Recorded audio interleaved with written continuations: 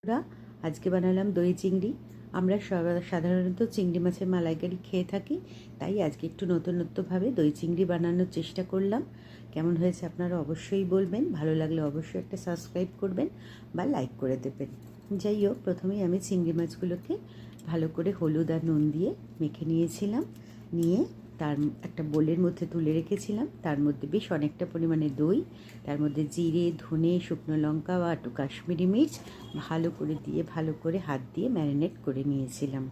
নিয়ে এইবারে আমি যেহেতু পেঁয়াজটা বাটা দেব না, সেহেতু বেশ 3খানা মতো বড় পেঁয়াজ নিয়েছিলাম।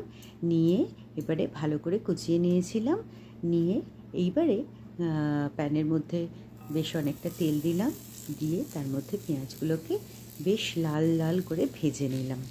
বেশ লাল লাল করে বেশ অনেকটা যখন ভাজা হয়ে গেল, তেলটাও যখন ছেড়ে দিল, তার মধ্যে এইবারে আমি দিয়ে দিলাম আদা, রসুন, কাঁচা লঙ্কা, একটু গরম মশলা, একটু টমেটো, সব কিছুর একটা পেস্ট তৈরি করে রেখেছিলাম, সেটা ওর মধ্যে দিয়ে দিলাম।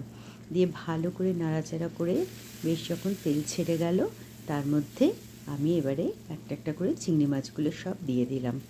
দিয়ে বেশ কিছুক্ষণ নাড়াচাড়া করলাম, এপিট ওপিট করে করে বেশ একটুখানি কষা হয়ে গেল যখন, এবারে তার মধ্যে দিয়ে দিলাম আর একটু পরিমাণে টক দই। দিয়ে বেশ একটু নাড়াচাড়া করে তার মধ্যে দিয়ে দিলাম, যেহেতু টক দই একটু চিনি তো দিতেই হবে, তাই একটু চিনি আর একটু পরিমাণে নুন দিলাম। দিয়ে ভালো করে আবার রান্নাটা করে নিলাম। মোটামুটি চিংড়ি মাছ সেদ্ধ হয়ে গেছে, ওপর থেকে কাঁচা লঙ্কা, ধনেপাতা ছড়িয়ে এবারে পরিবেশন করুন গরম গরম। আপনাদের যদি ভালো লাগে অবশ্যই আপনারা একটু লাইক করবেন, অবশ্যই আর ওপর থেকে একটু ঘি ছড়িয়ে দেবেন। ভালো থাকবেন।